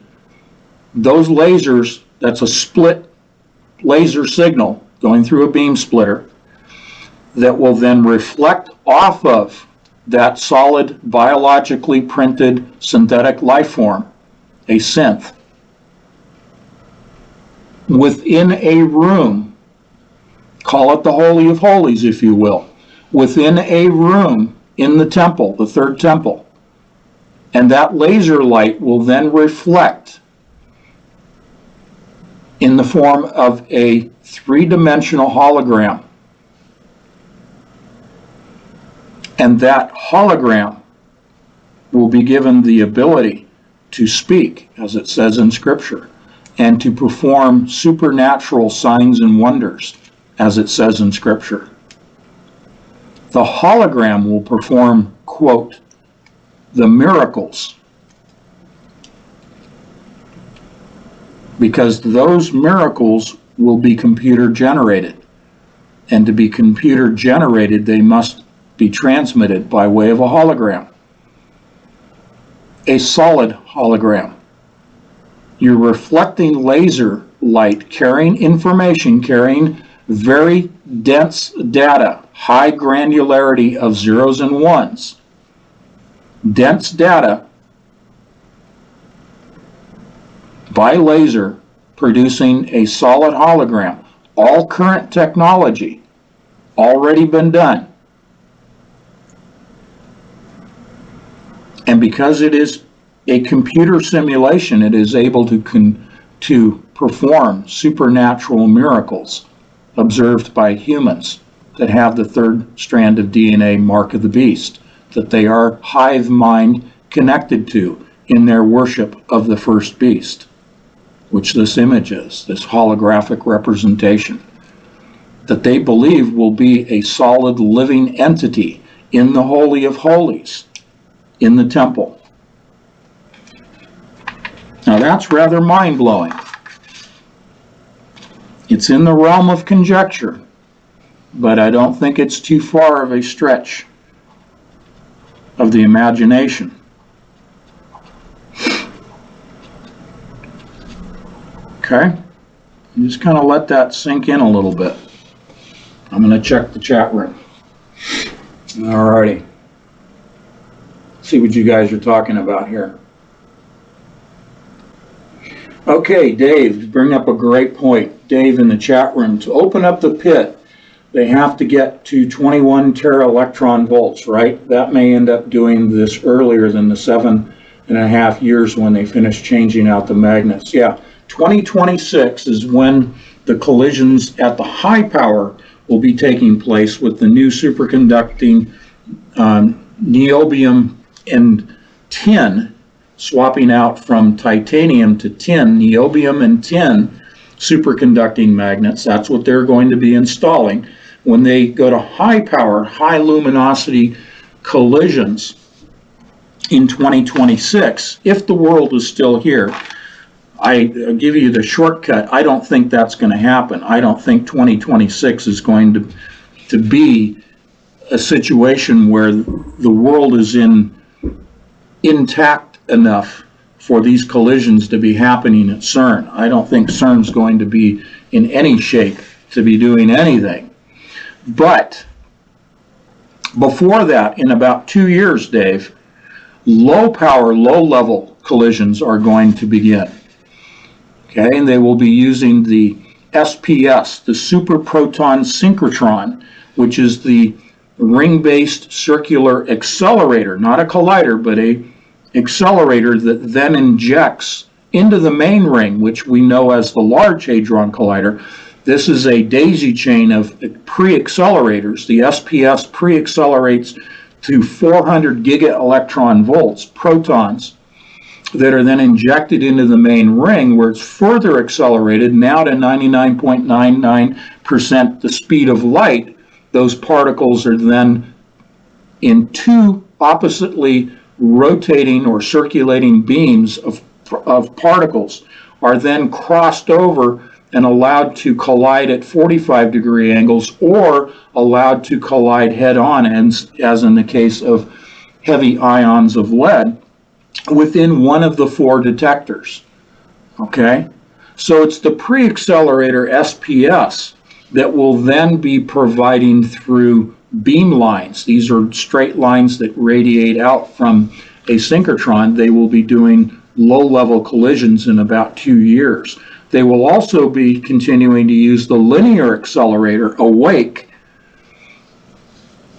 and that is only, its acceleration chamber is only 10 meters long. This is using plasma wave acceleration, okay, plasma wave acceleration of electrons. They're able to achieve in that 10-meter distance of the tube itself in a 30-meter long architecture or framework. They're able to reach acceleration of those particles 1,000-fold greater than the main ring itself. So there will be in 2 years more collisions happening at CERN. The opening of the abyss, what they have openly said, the opening of an interdimensional doorway in which they'll send something through, but they're not sure what will return, in the 2009 words of the then head of computer engineering, Sergio Bertolini at CERN. That does, to come all the way full circle around the collider to what you mentioned, Dave, and that is 20 peta-electron volts. Let's get our terminology correct, our measurement. 20 peta, those are quadrillion, 20 peta-electron volts. Now this is done in the north area, which is the center of the ring. Think spiritually, think about black magic circles, think about their video symmetry with the circle and the black and white figures in the desert, in the White Playa dry lake bed. They have the circle that represents the main ring. In the center of the ring, the two figures were doing their dance, the dance of symmetry. That represents the center point known as the North Area Impact Point. That's the end of a beam line where experiments and collisions take place. It is that location in the middle of that black magic circle, which the main ring represents, and in physics actually operates as. They will open the doorway to the abyss at the center point of the ring, in the center of the magic circle. This is done at the quantum level. Let's go down, let's be specific, taking the quark gluon condensate, known as strangelets, produced anytime you reach the threshold of 10 tera-electron volts. Okay, they've been operating at 13.5 tera-electron volts. We're now stepping up to the quadrillion of peta-electron volts. using the strangelets, the most explosive material in the known universe. In the Big Bang scenario, it was the material that predated in the timeline of the Big Bang, predated the Higgs boson, the so-called God particle, saying that the Higgs boson and the Higgs field give rise to all other matter in the known universe. Well, this predates, this gave rise to the God particle. I call strangelets the Satan particle, if you will, but that's being euphemistic. But using the most explosive material in the known universe, relegating nuclear explosions, whether fissile or fusion, doesn't matter, to the level of firecrackers in comparison, they will first place strangelets at the end point of this beamline in the center of the main ring, the end of the beamline in the north area impact point. They will place strangelets, which then are immediately bombarded by more strangelets. What they seek to do at the quantum level now, the quark-gluon condensate of strangelets, and this is in the December issue of Entangled magazine, at that quantum scale you have quarks that are bound. You can have 3 quarks, you can have 5 quarks, the pentaquark that was announced 2 years ago. The pentaquark bound by a force that is known as the gluon force. Gluons are both particles and a binding force that glue together those quarks. It is the separation of the quarks. It is the moving apart of the quarks. It is the rupturing, the overcoming of the binding force known as the nuclear force. Okay? You have gravimetric and you have nuclear. Okay? We're not overcoming gravity, we're overcoming the nuclear attractive force, binding quarks together. In order to overcome that force and thus separate violently, explosively, separate those quarks, using quarks to separate quarks, you need a lot of power. We're into that quadrillion, the peta electron volts level. That separation, that violent separation, causes a rift in the time-space continuum. When you are tearing the fabric, when you are parting the veil in the Holy of Holies, so to speak. I'm not being blasphemous here, I'm using an analogy. The renting of the veil is the separating of the quarks that results in the opening of the doorway to the abyss, an interdimensional doorway. The key to the bottomless pit, provided by the angel cast from heaven in Revelation 9 and given the key. The key is the 49th key. When they run computer simulations in the quantum computer, the iterations of all the data that is coming in through the world and being run through quantum computing, what they're doing is taking all the data collected in the world as random number generators. We, as humans, are Boltzmann machines. We are performing in a stochastic manner. These are all things you've heard me talk about before. Boltzmann machine, stochastic, these are random number generating. We are Boltzmann machines. When we touch the glass screen in silico, when we talk the science of the sand, geomancy, represented as the glass screen of our phone, when we are performing data entry on our keyboard or verbally or with the touchscreen computer monitor, when we are inputting actions into the computer that result in the generation of data being collected by smart dust at the edge of the computing internet, all of the sensors around the world feeding information into quantum computing. This is a process of Boltzmann machine random number generation. The generation of those random numbers generates probabilities. Those probabilities are defined as divination, foretelling the future. The divination process is there because they're trying to, through these iterations of data, the discovery of patterns, the discovery of the pattern that results in the pattern recognition, okay, results in the discovery of the pattern that defines the pattern of the 49th key. I'm drilling way down here, folks. The pattern is a pattern of data points. All this process funneling down, okay, picture tabletop, picture Ramon Lull, Edward Kelly,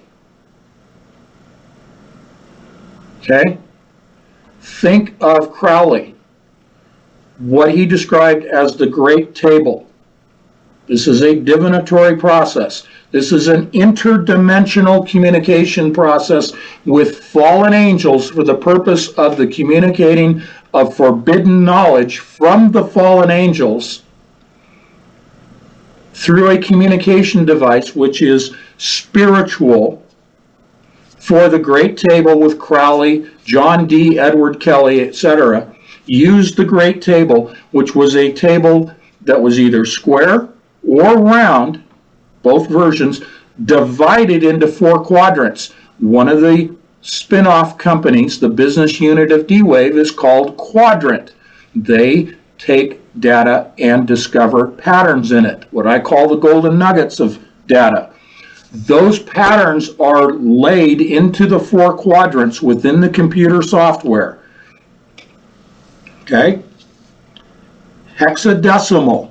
Think about the word hex. Hexadecimal 16 geomantic figures. Hexadecimal combinatorial optimization, Ramon Lull, 12th century, wheels within wheels that had numbers and letters, hexadecimal, 16 geomantic figures on wheels, combinatorial optimization, the operating system of quantum computing, taken from the 12th century and further back, overlaying data onto a great table of the earth, divided into quadrants. The data points are laid into the quadrants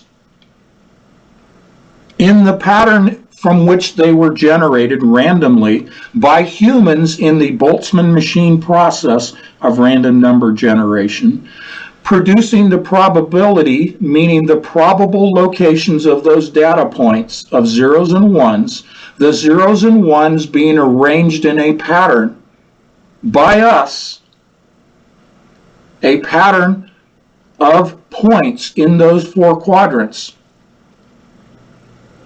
The pattern that they're seeking through the iteration of data from around the world, the pattern they're seeking represents the 49th key. Those data points individually, each point touches a sigil.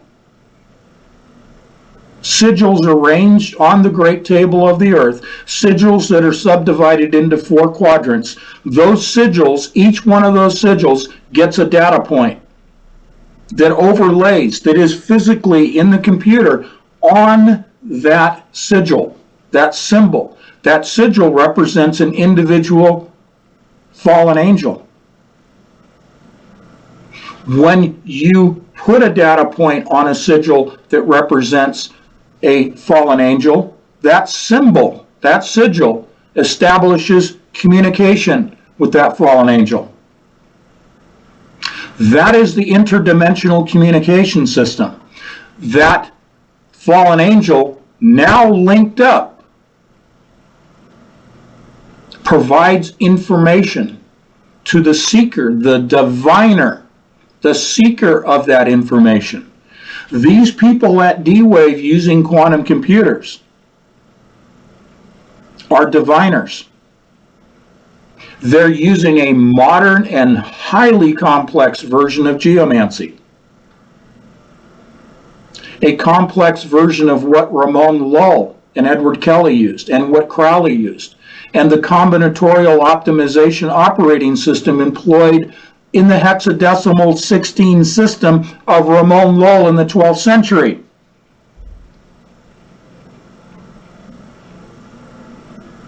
The information they're seeking from those fallen angels, through those sigils that represent them, that were contacted by the representation of data placed in a pattern of certain fallen angels that they needed to communicate with, only specific ones in a specific pattern of data,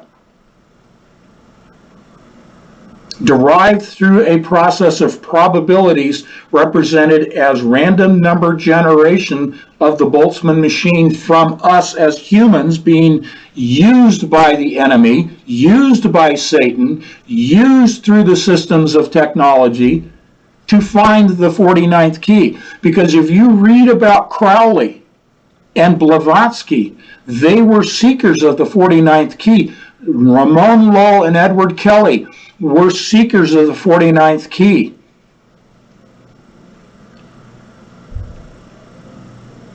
But it was prohibited. The angels they were in communication with told them, if you look at the literature, especially from Dee and Kelly, they produced over 250 volumes of information from their scrying episodes. Scrying in the sense of communicating with these fallen angels. Okay? Those fallen angels told all of those diviners that they, as the angels, were prohibited by God Himself from disclosing the 49th key. I hope you're getting the impact of this.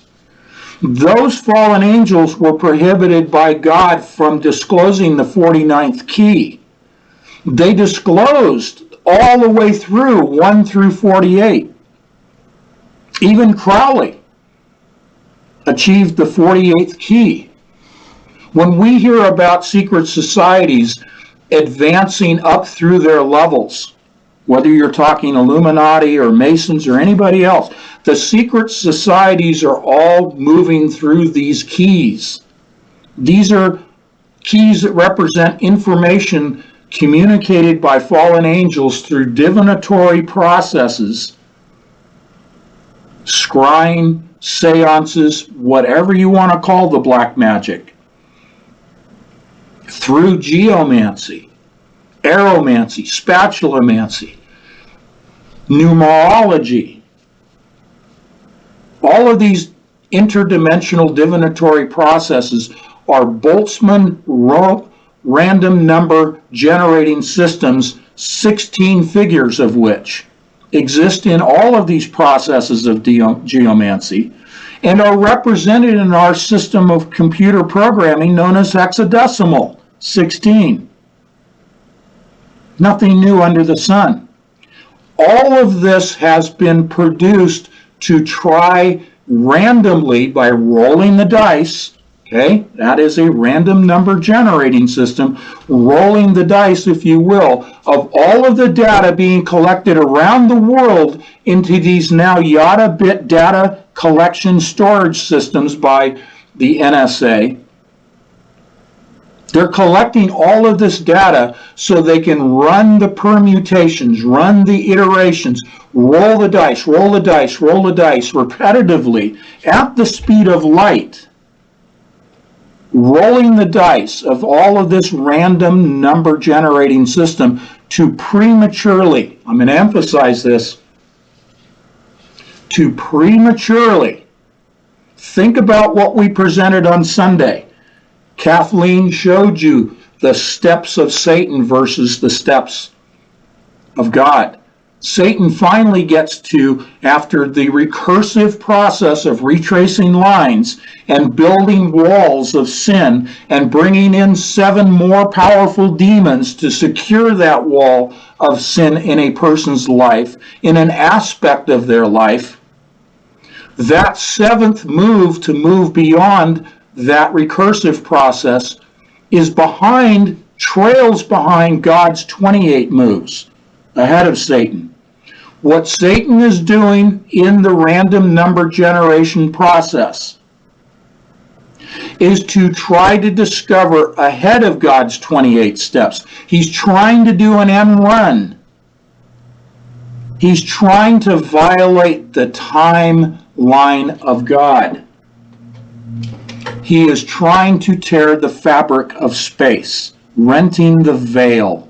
He's trying to violate the laws of time. Read in Revelation where he shortens the time. He violates the laws of time. God ultimately shortens the day, otherwise no man would survive. This all fits into what I'm talking to you about.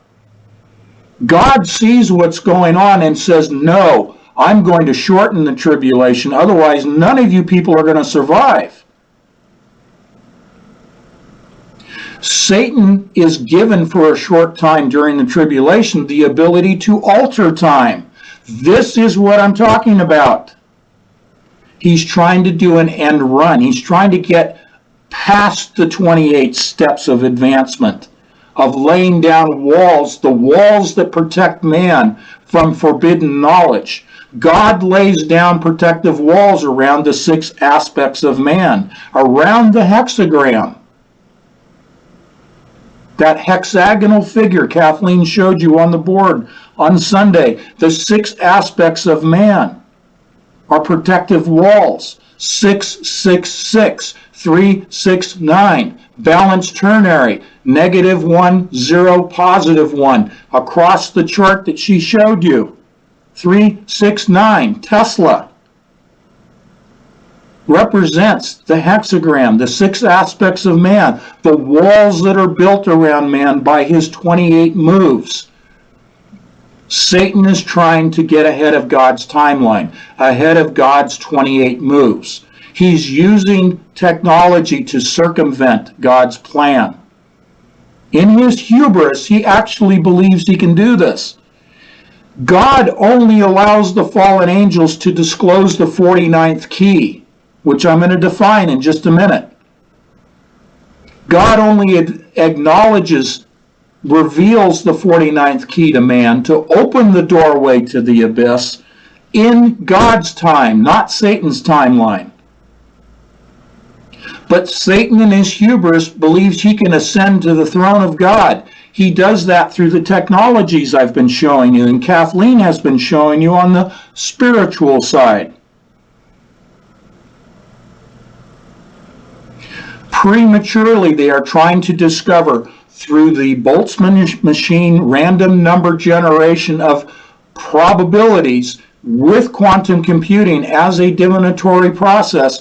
They are trying to get the fallen angels to disclose the 49th key ahead of God's timeline. That's why they're generating and collecting all the data. This is why we have a system of surveillance. It all funnels down to the pattern that represents those governors named by those sigils, for which that specific pattern of data contacts each of those individual sigils on the great table of the earth.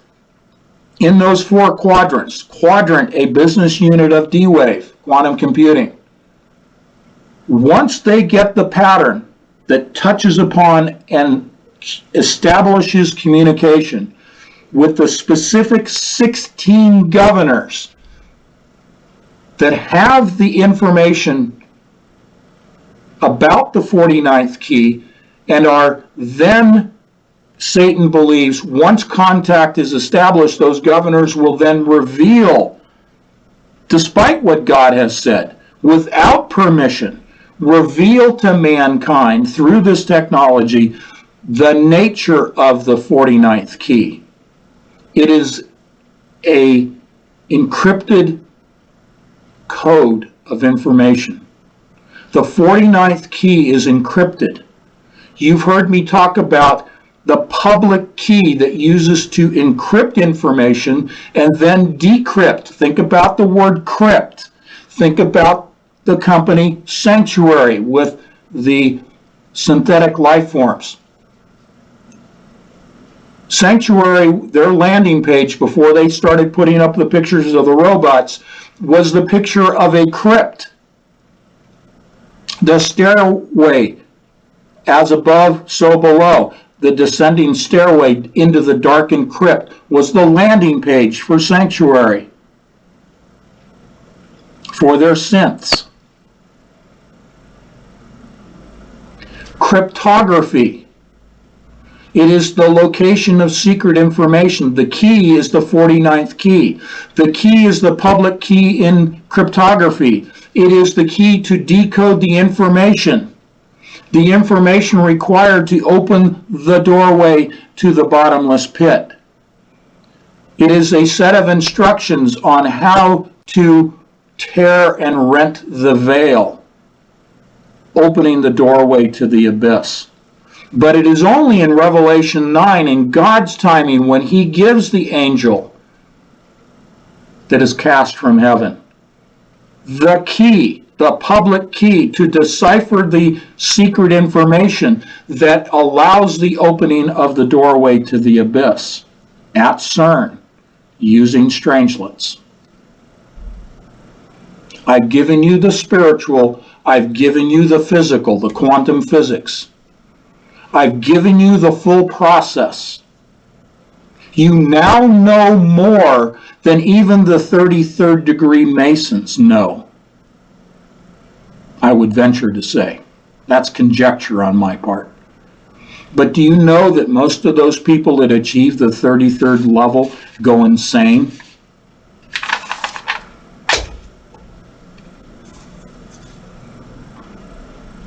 The 49th key is what they seek, ahead of God's timeline. This is why computing is increasing at a parabolic rate. This is why the amount of data storage capacity, using DNA as a data storage medium. 1 gram of DNA can store all of the data generated in a 24-hour period from around the world. The density of data, I'm bringing this in for a landing, we're pulling up to the gate, we're about to disembark from Pat Chair from the aircraft. The density of data is DNA. They need to gather as much information that they then take that information, running it through a quantum computer. In a random fashion, it's gathered, and in a random fashion in the computer, they are rolling the dice to discover the pattern that makes contact with the 16 fallen angels represented in geomancy and other forms of divination.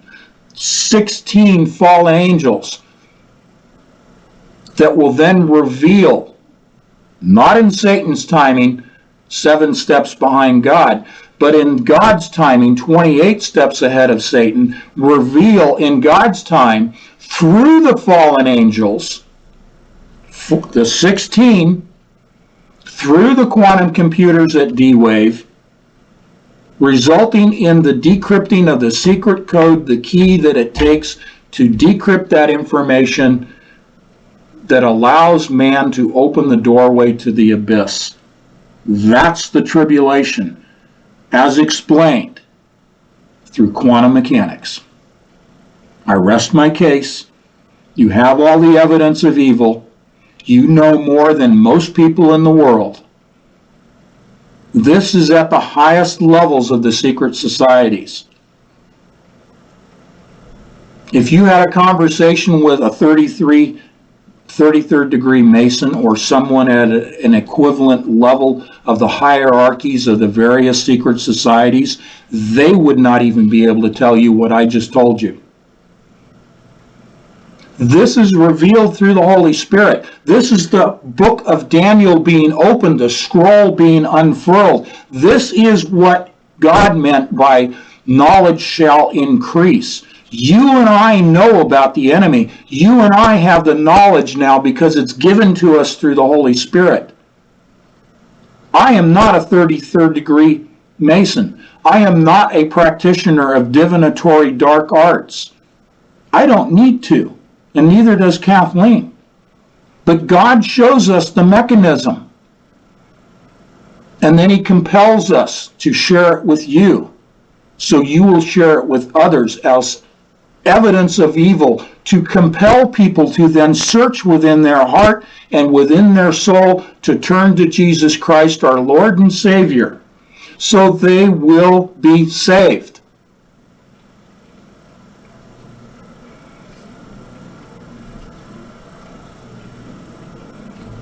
I'm sorry, folks. I'm getting really emotional here.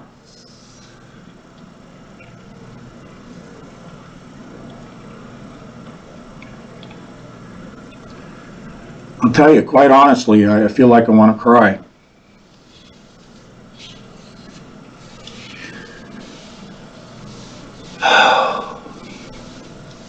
Folks, this is the culmination. I could stop all the live streams. I could stop all the magazines at this point. I'm not going to.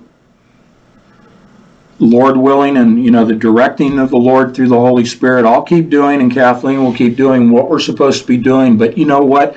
Everything that we have been researching spiritually and scientifically, I just gave you in a nutshell. People need to hear this. It's not about me, and it's not about Kathleen. Forget about that. This isn't self-aggrandized, whatever the word is. This is not me pontificating for my benefit. People have got to understand how close we are to the rapture at this point.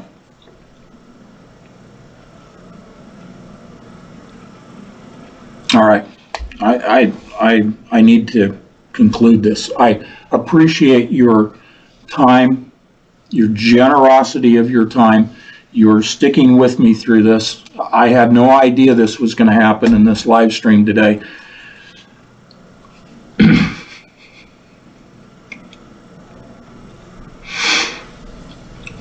Anyway, God bless you all.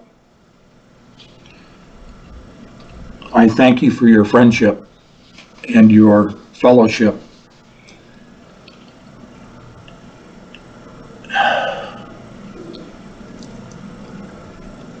I think that's all I have to say for today. God bless you all.